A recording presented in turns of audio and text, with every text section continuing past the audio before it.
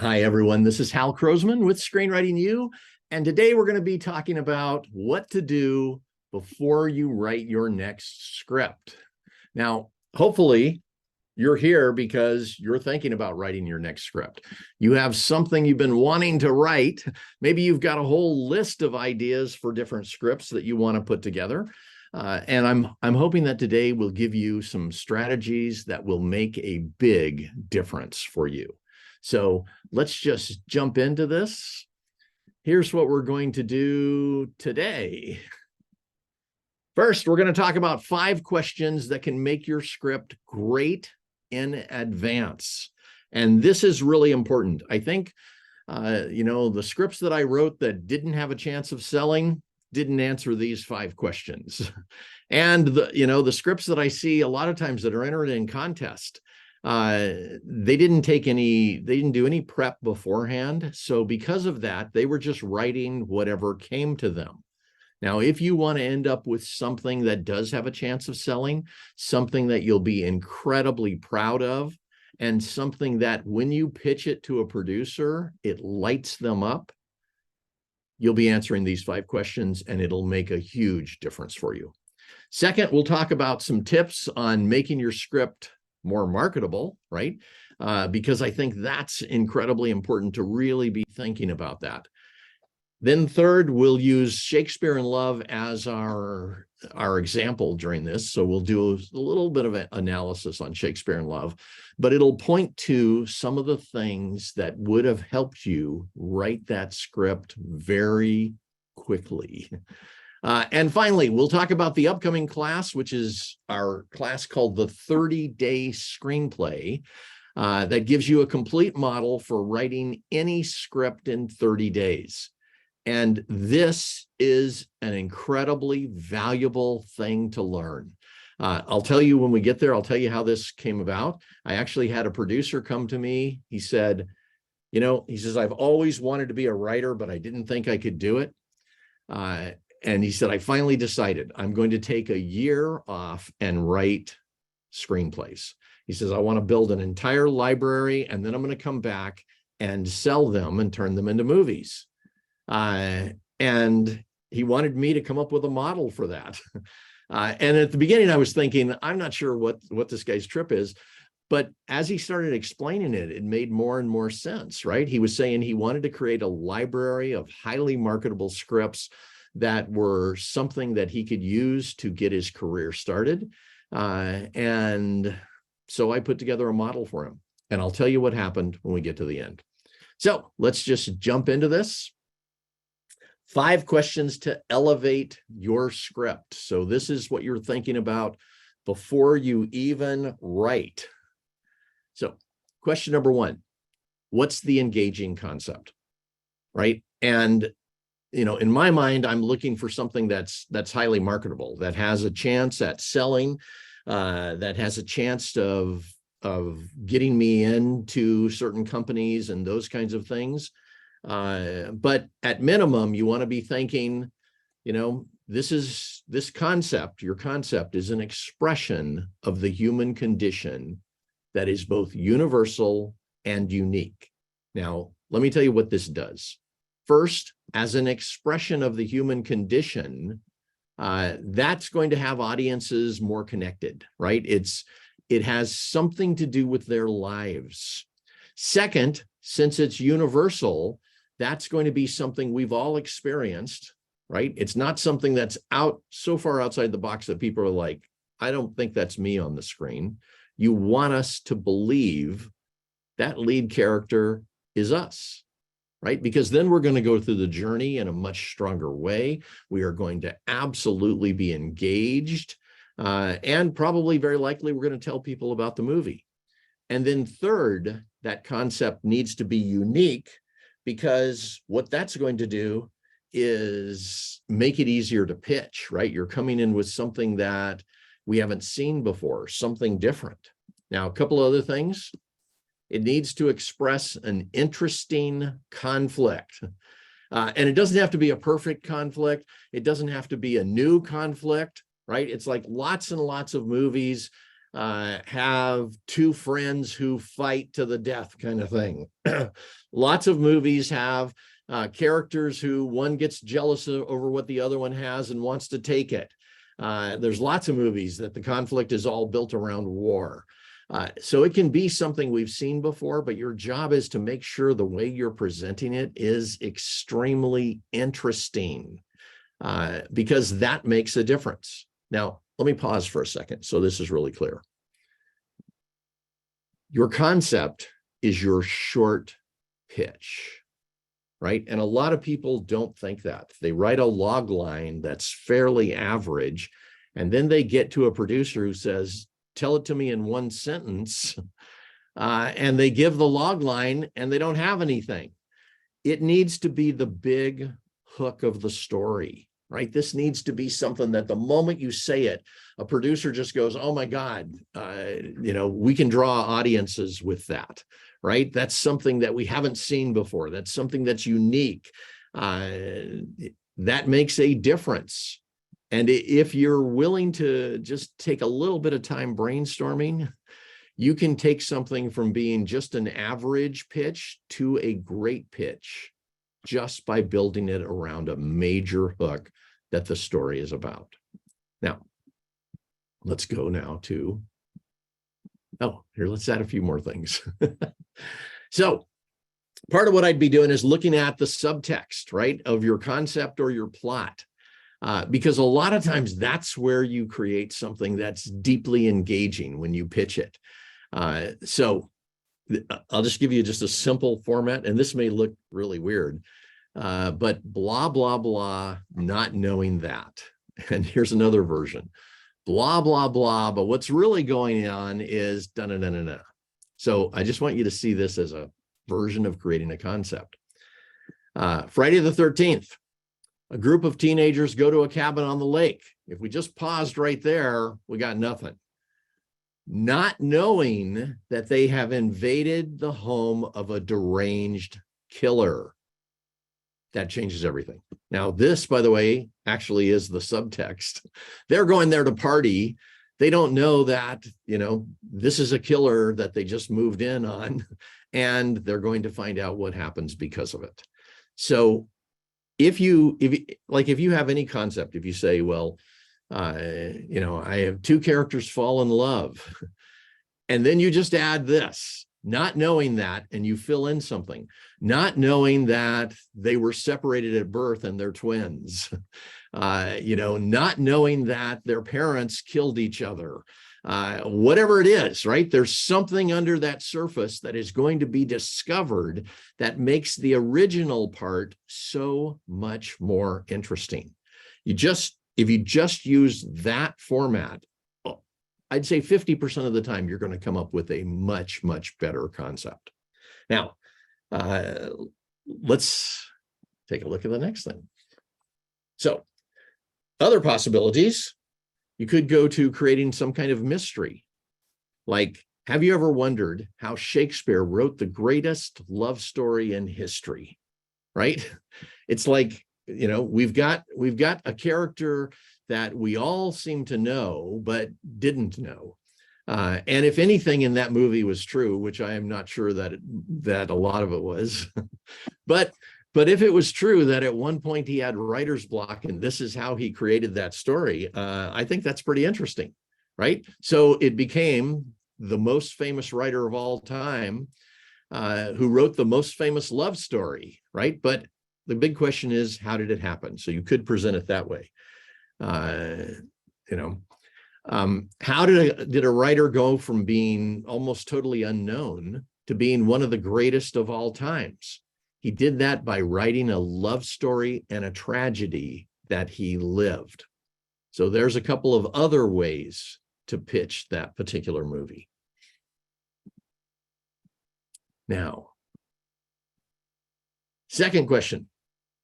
And these are questions that you're asking as you are deciding on what you're going to write.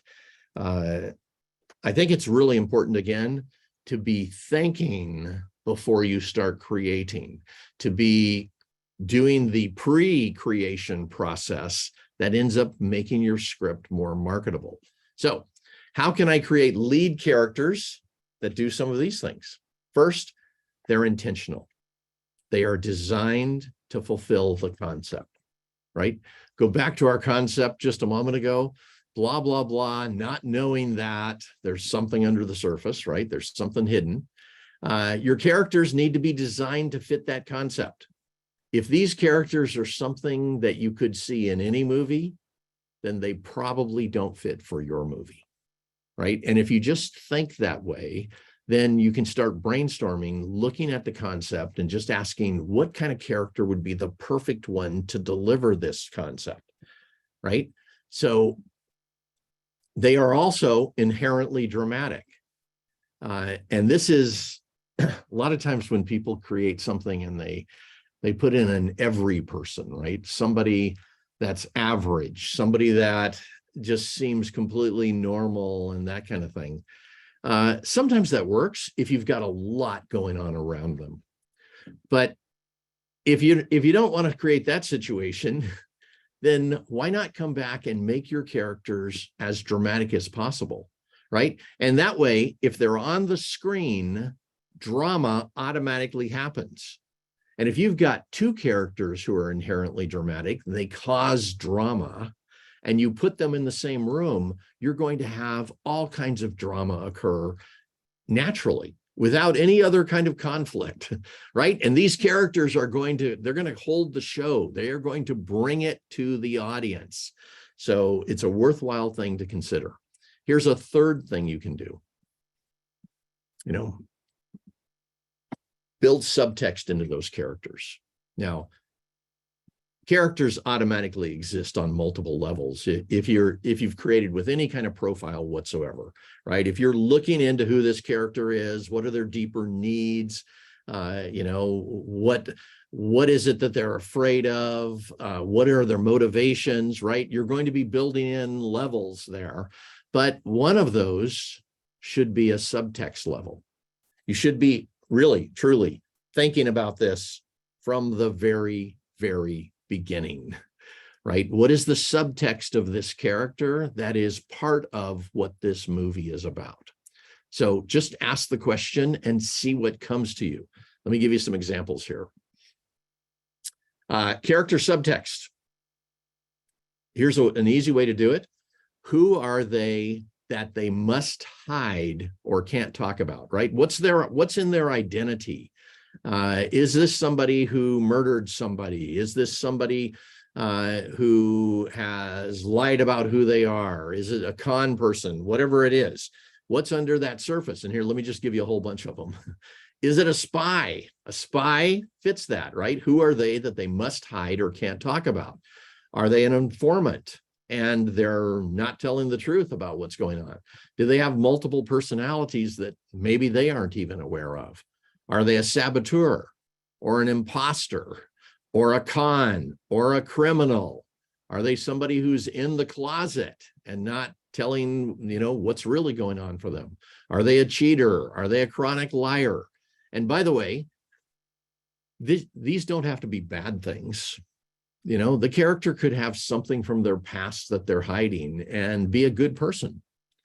The character could be doing something that they haven't told everybody about because they're afraid nobody will believe in them.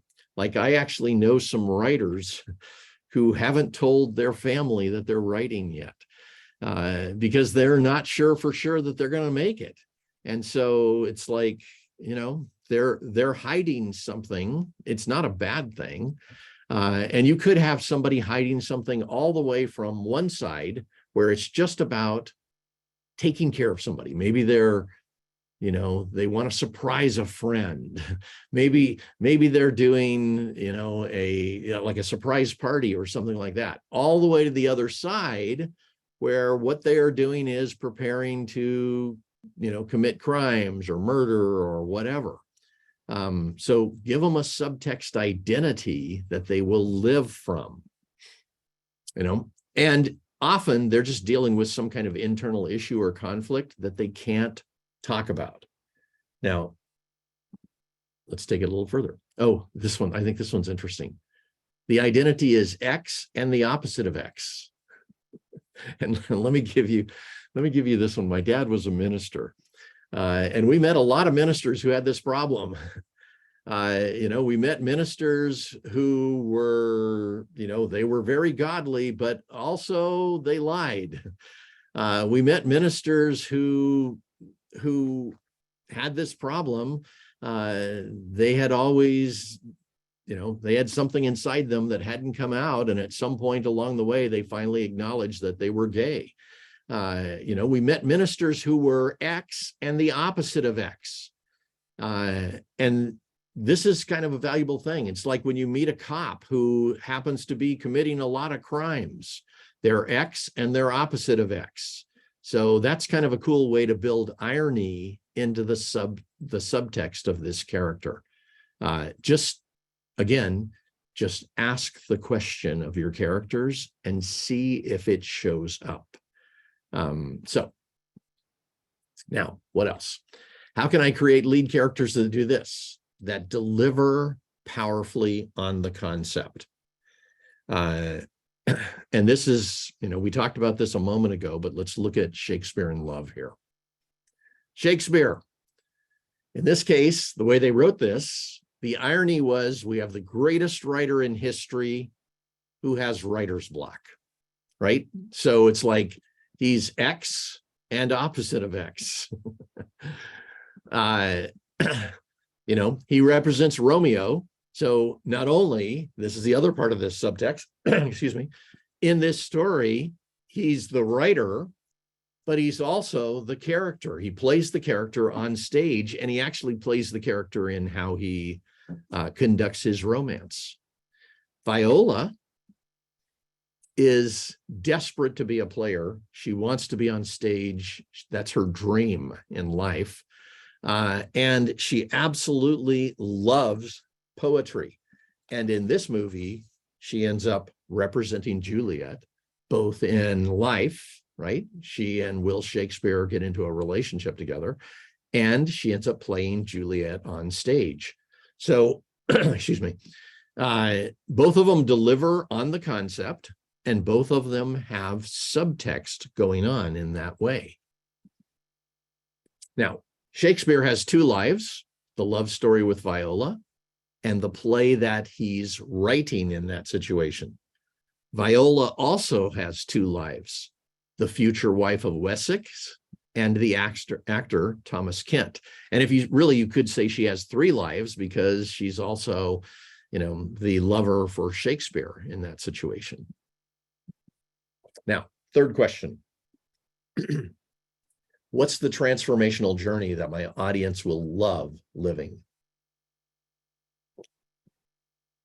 And this, if you get down to what sells movies, I interviewed a producer at one of the big movie trailer houses that works with 3 of the studios.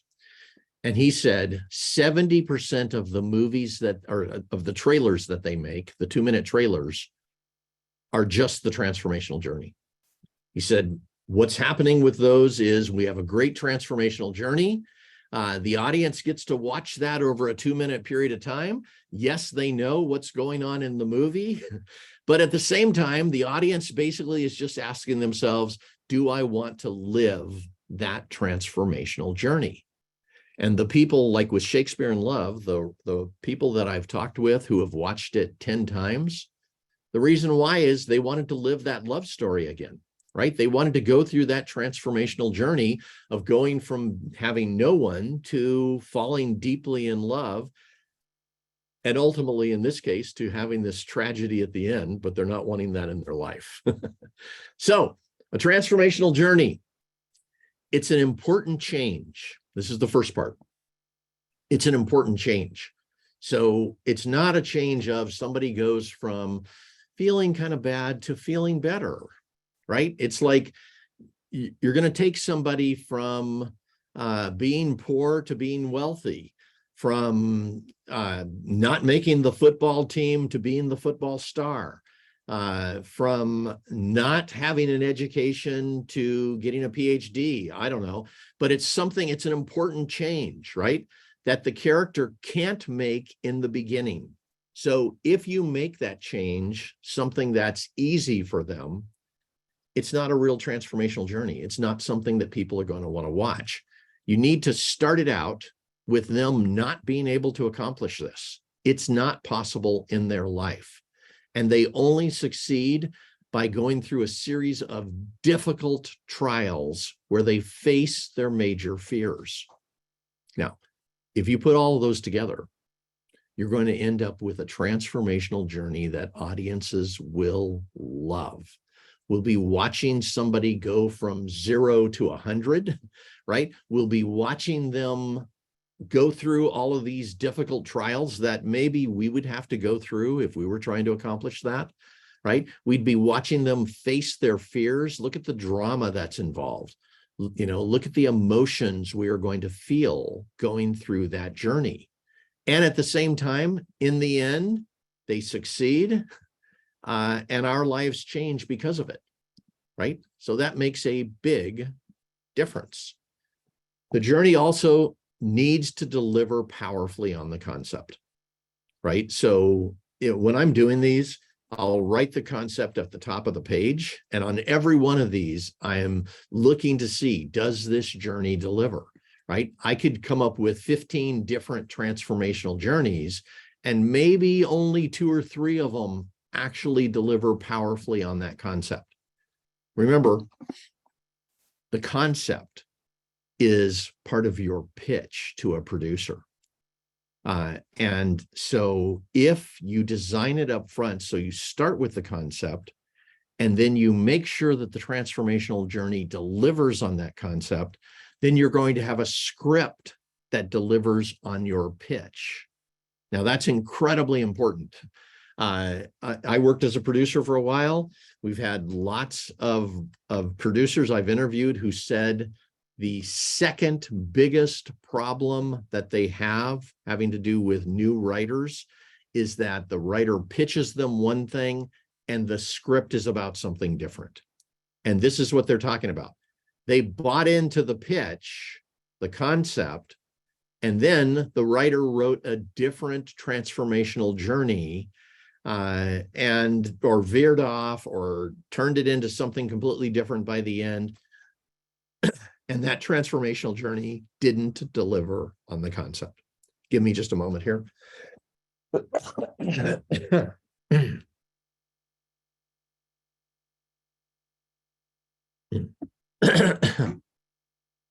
So this is very important. That journey needs to deliver powerfully on that concept. And if it does, you have a much better chance of turning a script request into a deal, right? And that's where we're going. So Viola, she goes from being an observer of plays. This is her transformational journey. She's an observer of plays in the beginning to ultimately playing Juliet in the greatest love story ever, right? This is her dream. This is the thing that Viola has always wanted. So we're watching a change in her life that is interesting and compelling.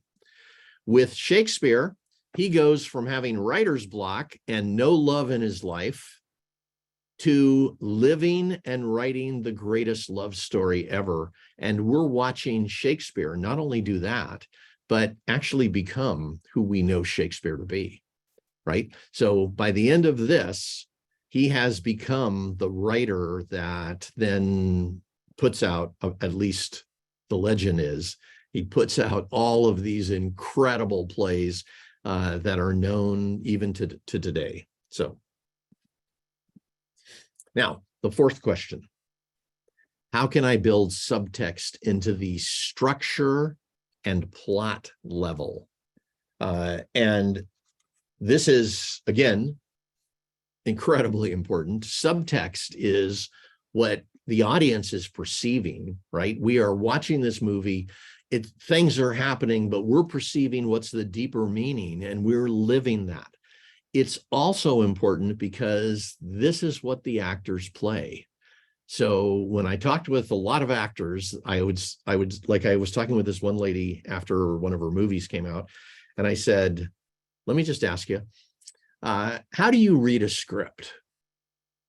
Now, we were in front of an audience. This was at Universal. We had probably 200 writers in the audience. And she said, well, the dialogue is the words that I say. The description tells me the actions that I take. And then she said, but the subtext is what I play, right? And I said, okay, let me just ask this. What if you get a script and the actions and the words are all excellent, you love them, but there's no subtext? And I want you to hear this because it's really important. She said, then I create my own subtext. Now, if you've ever heard writers talk about how an actor took a role and changed it and made it their own, and they didn't like that, often it's because they were missing the subtext for that particular actor to play. And so they just turned it into their own story. So don't let that happen, by the way. Make sure you protect yourself in that situation. So how do you build subtext in at the structure and the plot level? First question I'd be asking is, what are they hiding, right? What's the big thing that these characters are hiding that, because they're hiding that, the story, the people around them don't experience everything about that story, but the audience does. I'd also be asking, are there some layers? Can you create layers beneath the surface that can be revealed? And layers, what a layer basically means is this. There's we're living on the surface layer. The characters are doing this one thing, but there's something beneath that surface that we're experiencing. That's subtext, right? There may be a layer beneath that when that layer is revealed, suddenly we see the whole story in a different way. Think back to The Sixth Sense, right? It's like we watched this whole story from start to pretty much finish about Malcolm, who's trying to take care of this kid who sees dead people. And we got to the very end, and suddenly a layer was revealed that Malcolm is actually one of those dead people, and the kid's been trying to help him the whole time. The kid's trying to help him pass over and to accept his death and to move on. At that moment, when that layer was revealed, we rethought the whole story, right? We looked back and we went through some flashbacks to do that, right? But suddenly we realized he died in the opening scene. And when he's sitting out there in the very beginning and he's looking at his file, and here the kid comes out of the door and sees him for the first time and then runs, suddenly we realized what the kid saw was a dead person across the way, right? And this is the kid's problem, is he sees dead people. And now this dead person chased him into the church and sat down and started talking with him. And if you remember, the end of that scene was the kid looked up to him and said, "Am I going to see you more?" And the guy says, "I hope so." And it's like, what the kid was saying was, listen, you're a dead person, please go away. So the moment that layer was revealed, suddenly it changed the meaning of everything that happened before that. And it gave us a tremendous amount of depth for that story. It also made that story something that was significantly more marketable. M. Night Shyamalan has said if he wouldn't have added that part, and he added it, by the way, in the 10th draft. The first 9 drafts did not have Malcolm being dead. He says if he wouldn't have added that, it would have just been a B movie. And it would have been good. He did a good job of writing it, but it just would have been a B movie. So this stuff is worth doing. Now, what's the main course of events? So take a look at what are the main course of the events. What is your story really about? When you're talking about structure here, what is it really about? And then that requires hiding something. You need to design it that way. So it's worth doing. So this could be a con movie, right? That in the beginning, we don't know who the con is and who's being conned. And then at some point we discover. Could be a criminal enterprise where we have been thinking this is a legitimate business, and then it turns out that the person who is at the head of it or whatever is a criminal.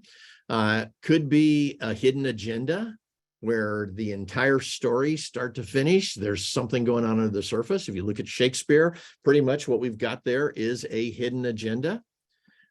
Could be a scheme or deception. We may have, for instance, we may have a politician that is deceiving everybody. We may have a minister, somebody in power who is deceiving their congregation or whatever. Could be a crime and investigation. And this is a pretty easy one to do. Somebody has committed a crime. You've got the police investigating.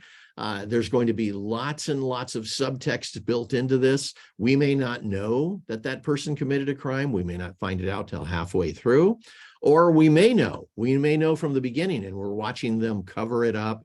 We're watching them lie about it. We're watching them stage things, all kinds of things to, do everything they can to stop this investigation. So any of those, and there's a lot of others. I just wanted to give you some examples so you could see how those work. Now,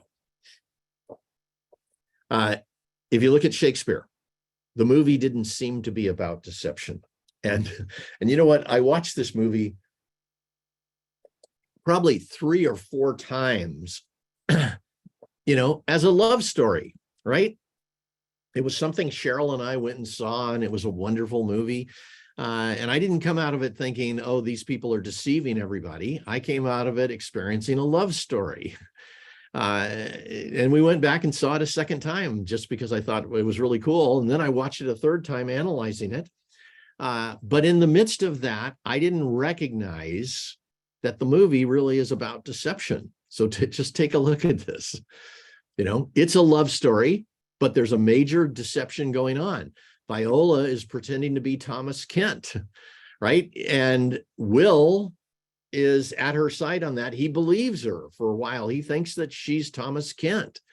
Will is, they're both deceiving Wessex, by the way. They're deceiving the Queen.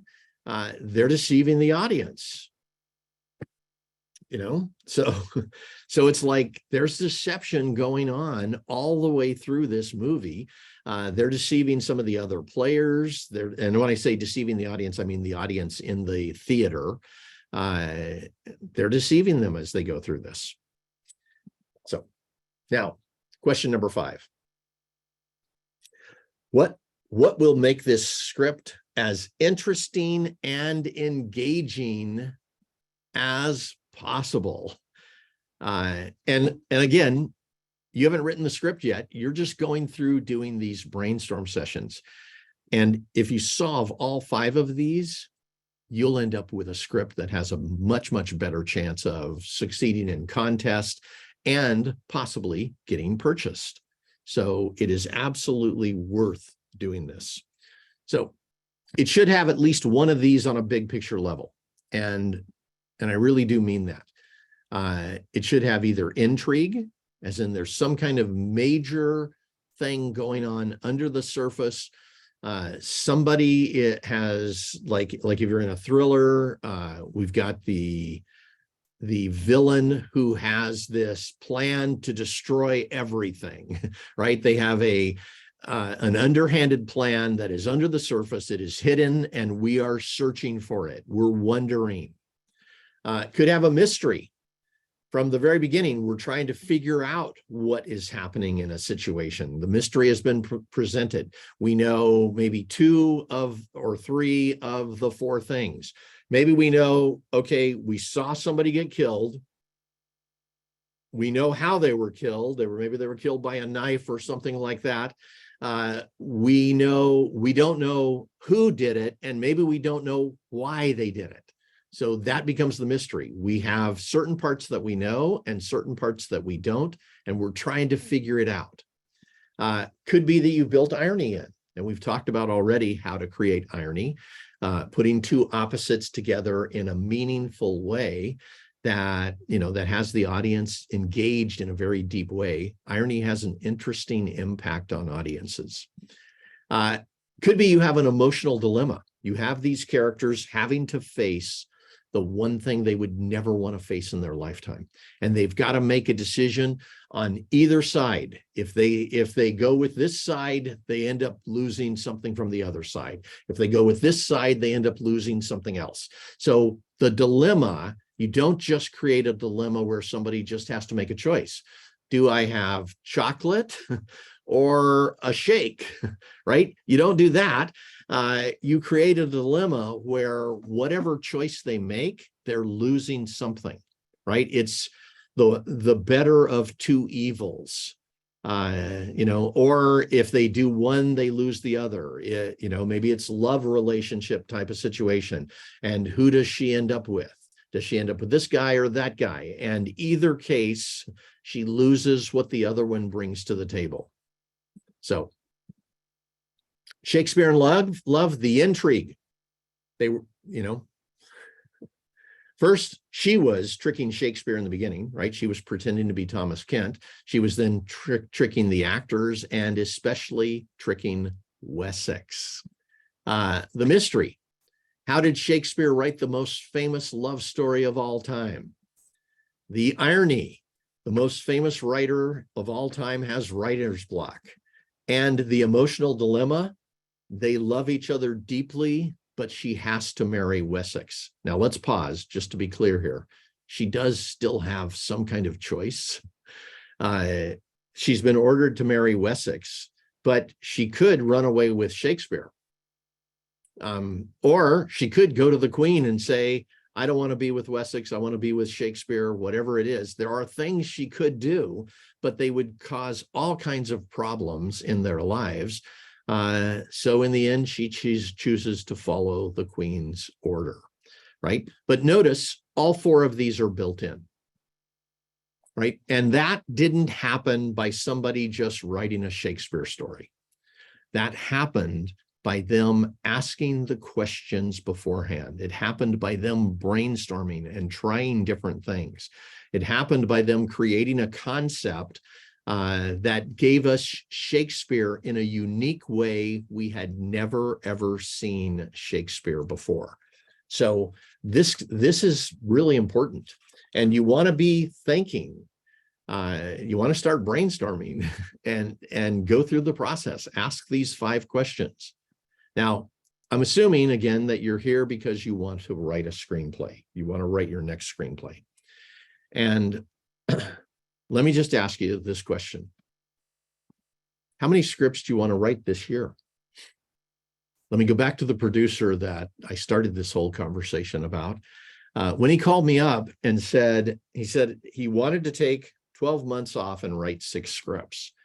And so he said, what I want to know is this: how do I write a script in 30 days? And I said, well, you've got 12 months. You could do,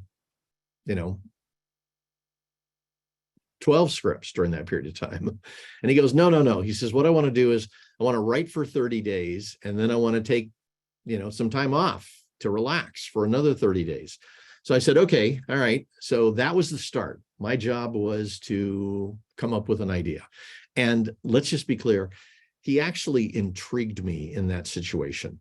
I was intrigued from 2 perspectives.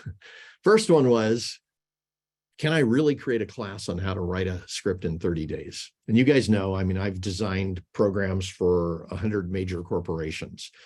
So I'm pretty positive I can create a class on almost anything.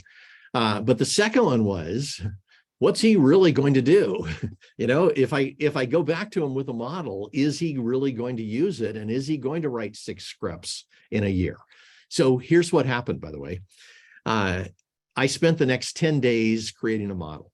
And I really did. I probably put 3-4 hours work into it every single day. And I went back to him after 10 days and I said, okay, I have a model for how you can do this, how you can write a script in 30 days.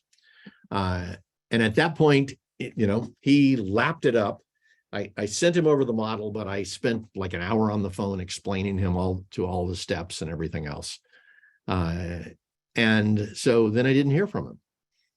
And I didn't think about it until a year later. He called me up and he said, listen, man, he says, I just wanted to say thank you. And I was like, oh, you're welcome. What are you thanking me for? And he goes, your 30-day model. He said, I wrote 12 scripts in the last year. And so he says, now I have a library. I'm going to start marketing them right now. So he said, I just wanted to tell you, out of those 12 scripts, there's 6 of them that I think are the best writing I've seen in a long time. They're highly marketable. He says, I'm pretty positive I'm going to get some of those movies made. Now, that was like unbelievable to me. At that point, I stopped and I went, wow. And went back to all the notes that I had given him. I did an interview with him at that point to find out what did he do differently than what I'd presented. I went back to all the notes that I gave him, and I put together a development team, and we put together this class. So this is the question. What if you really could write a script in 30 days, right? What would be possible for you if you knew you could do that? And really think about it for a moment, because, back when I was writing, every time I looked at the possibility of writing something, I had this arduous task in front of me where it was like, I was going to have to spend 6 months to write that script. So every time I made one of those decisions, it was a big decision. And at one point, I'd come up with about 30 different ideas that I believed were marketable. And 3/4 of them I never wrote. Why? Because it just seemed like such a daunting task. But once we got to this, I started thinking, wow, that would have been a whole different situation for me. If I knew I could write a script in 30 days, what difference would that have made? So stay with me for a couple of minutes here. Let me just kind of walk you through what this class is about. This is the program that we have designed for people to be able to write scripts in 30 days consistently. And there's a bunch of reasons that we did this, but one of the reasons is part of what this industry is about is being able to write things fast. Once you're on the inside, you're up against deadlines. So what if you mastered this particular model? So this program is about doing 4 things for you. First thing, it's going to give you step-by-step how to write a script in 30 days. Just having that model will change your life.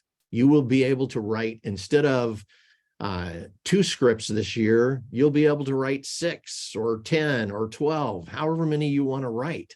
And you'll have that skill set down. Second, it'll teach you a model of how to do high-speed writing. And we interviewed 25 writers who write at an incredibly high speed and discovered their model. What did they do to be able to write faster than anybody I've ever seen? Third, you will master this 30-day screenplay model so you can use it from now on. And during the actual class, you'll end up writing 1 script during that 30-day class. So you'll have the experience step by step. But after that, you don't have to do it in 30 days. You could do it in 15 days. You could do it in 20. You could do it in 2 months. It's totally up to you. And whatever you do is totally fine. But once you know that you can write screenplays in 30 days, it changes things. We have had a bunch of writers who took this class, ultimately ended up working with producers, and they were now able to meet deadlines they never could have met before. And then the 4th thing this program does is it empowers your writing, and it makes it fun to write. So, if you ever think to yourself, I can't do it, I don't know if I'm good enough, I don't know if I'll ever make it, all that kind of thing. Part of what this program is about is empowering you and empowering your writing so that you believe in yourself on so many different levels. Now, this program happens, you have 30 lessons in 30 days. So every day you're going to get a lesson. It's going to give you, here's the next part of this script that you write. Here's exactly how to do it, right? So you'll know exactly what you're doing.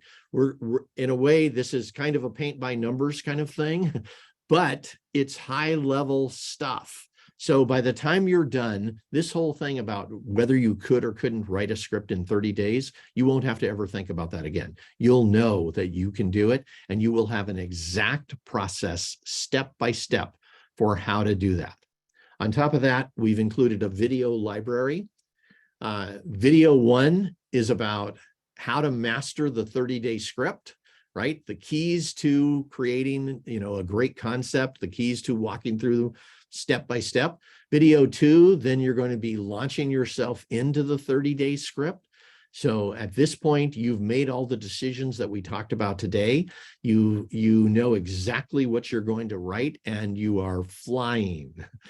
Video 3 through 5, each one of those is going to be about writing another act. So you will master writing these acts, and you will be thinking that way. And finally, video 6 is about finishing powerfully. Now, this is really, truly, you will love what you learn, and you'll love how you're taken care of during this program. Let me just give you the dates. This program starts on September 18th. What that does is gives you a couple of weeks to brainstorm some ideas, to take the 5 questions I gave you today and go through and answer some of those questions so you come in ahead of things. I'm going to give you a special price on this. The normal price is $299. This price is available only to the first 20 writers. After that, the price will bump up. For the first 20 writers, you can get in right now for half price. I'm just making this as easy as possible. You can get in for $149. What that gives you is this. Just keep this in mind. You're going to go through, you're going to take every one of these 30 lessons. Every single day, you're going to be writing. Every day, you're going to be moving your script forward. By the end of the 30 days, if you do every step that we've presented, you've just written a script in 30 days. If it takes you a little longer, that's totally okay. It's no big deal. But having this process step by step will make you somebody who can write incredibly fast. Instead of 3 months, instead of 6 months to write a script, you'll be able to write one in 30 days if you'd like. If you want, you can write 6 scripts this year just simply by writing for 30 days, taking 30 days off. Writing for 30 days, taking 30 days off, right? That's an easy pace that you could actually accomplish in just by going through this program. All you got to do to join us and get the special price and be one of the first 20 is to go to this link, write this down, bit.ly, bit.ly/write-my-next-script. Don't put any capitals in there. Don't put any spaces. Again, it's just bit.ly/write-my-next-script. Write that down, put it in your browser where you normally put a web address, click return, and come join us. I promise you, you will love what this class does for your writing and for your future success. One last thing on this, we have a guarantee on this program. If you don't like it for any reason, just get back to us by the end of the 3rd day and we will give you your money back. We take really good care of our writers. We want you to be as successful as you possibly can. If you get into it and for some reason you don't like it, I got it.